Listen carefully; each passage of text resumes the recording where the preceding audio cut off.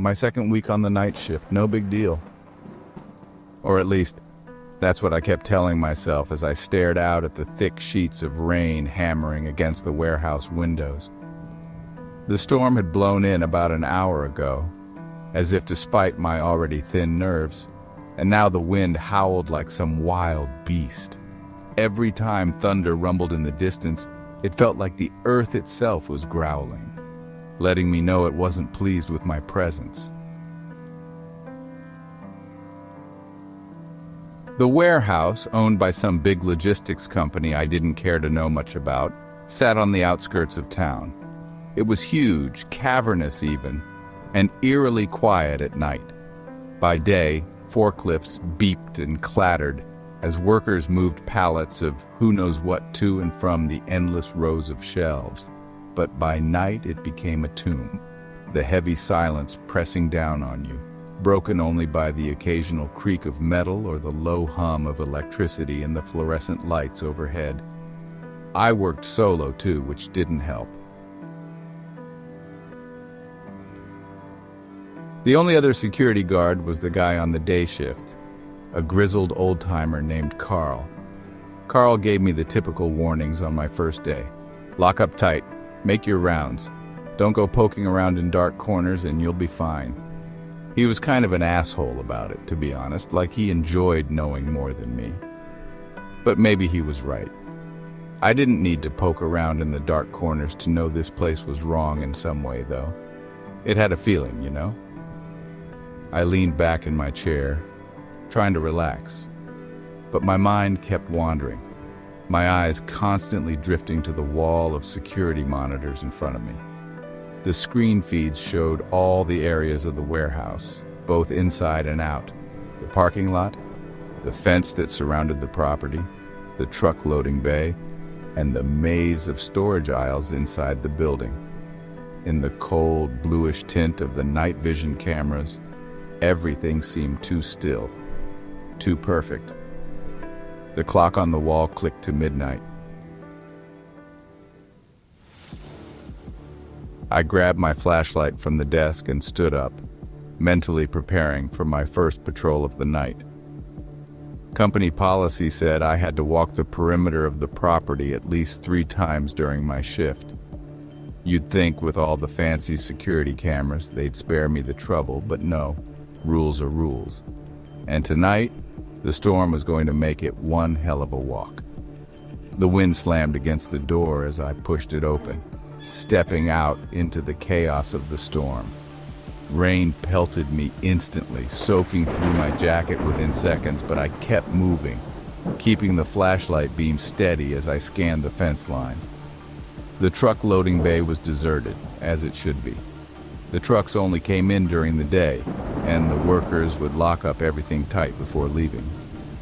I glanced toward the far end of the warehouse, where a single door led back inside, used only by employees coming from the break area. The wind caught the edge of it, causing it to shudder slightly, but it stayed shut. I quickened my pace, trying to ignore the creeping sense of dread. The storm had turned the world into a murky blur, and the warehouse loomed like some monolithic creature in the darkness. Each step I took seemed to echo louder than it should, as though the rain was drowning out all the other sounds. And then I saw it, a figure, darting across the far end of the truck bay. At first I thought my eyes were playing tricks on me. Maybe it was a shadow cast by the flickering floodlights. But then I saw the flash of movement again. Someone was out there, moving quickly, slipping through the rain toward the same door I had just passed. My heart leapt into my throat. "Hey!"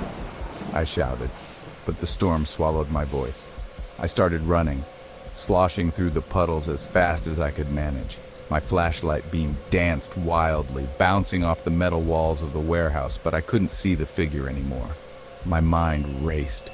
Who the hell would be out here in the middle of a storm? When I reached the door, it was slightly ajar. Cold air and the sound of the rain poured inside. I hesitated, gripping the handle and pushing it open the rest of the way. My flashlight illuminated the dim corridor beyond, but there was no sign of anyone. Just the empty hallway with its concrete floors and high ceilings. I stepped inside, letting the door close behind me. The warmth of the building hit me like a wave, but it didn't calm the anxiety gnawing at my gut. I had to find whoever it was. Maybe some homeless guy had snuck in for shelter, or maybe it was a worker who had stayed late and forgot to clock out. Either way, I couldn't just leave it. "Hello?" I called, my voice echoing through the hall. Nothing. I moved deeper into the warehouse, heading toward the loading bay's main section where the rows of towering shelves stood like the ribcage of some great beast. I passed the break room, the lights off and the vending machine buzzing faintly in the corner. The air was cold, and every step I took sounded deafening. And then I heard it, a sound that made my blood freeze. Footsteps. Soft, shuffling footsteps coming from somewhere within the aisles of the warehouse, just out of sight. I stopped dead in my tracks, straining my ears, listening. There it was again. A faint scuff of shoes against concrete.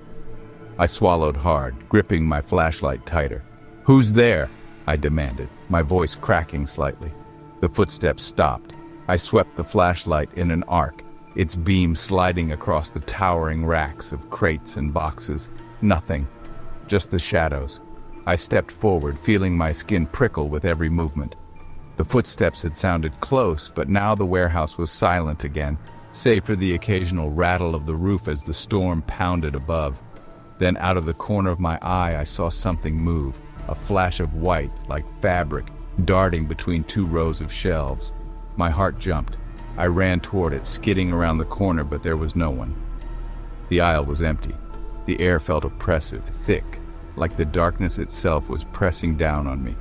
Something was wrong, deeply, terribly wrong. A noise echoed from the far side of the warehouse, a metallic clang, like a heavy object being knocked over.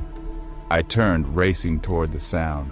My shoes slapped against the wet floor and my breath came in short, ragged bursts.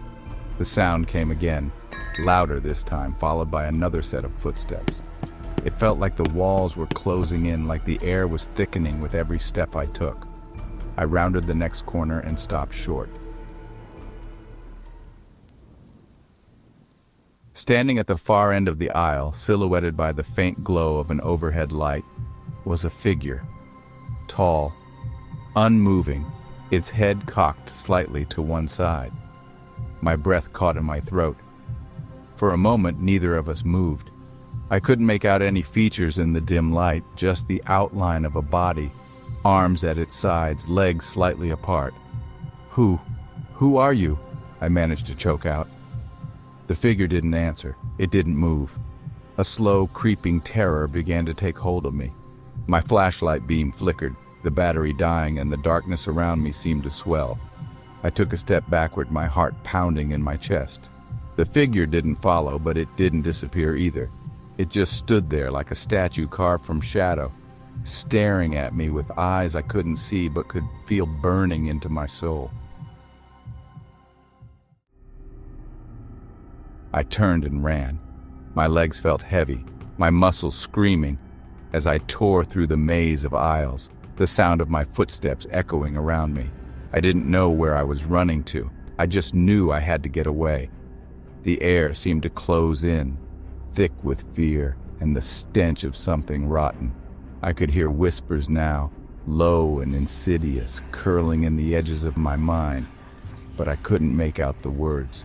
I reached the loading bay doors, slamming into them with full force. They rattled under my weight, but they didn't budge. Locked.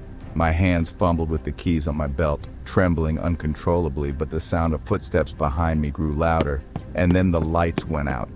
The world plunged into absolute blackness. The storm outside still raging, but inside there was only the sound of my ragged breathing and the relentless shuffling footsteps that were getting closer.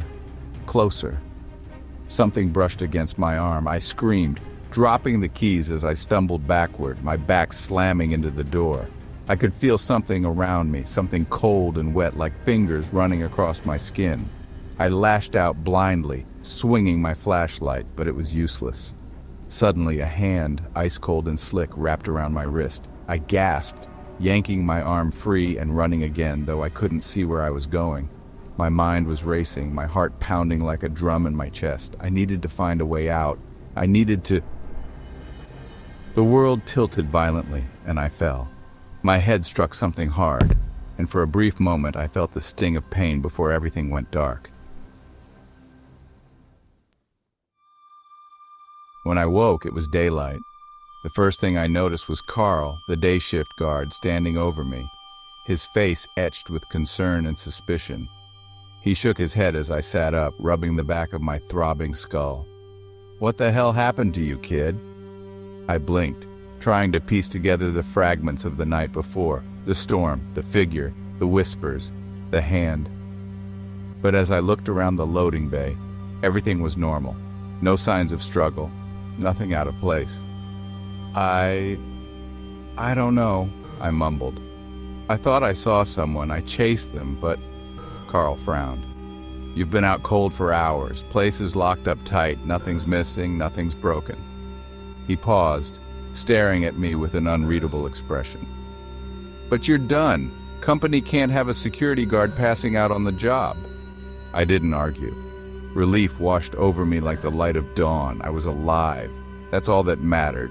But as I walked out of the warehouse for the last time, I couldn't shake the feeling that something or someone was still watching me from the shadows.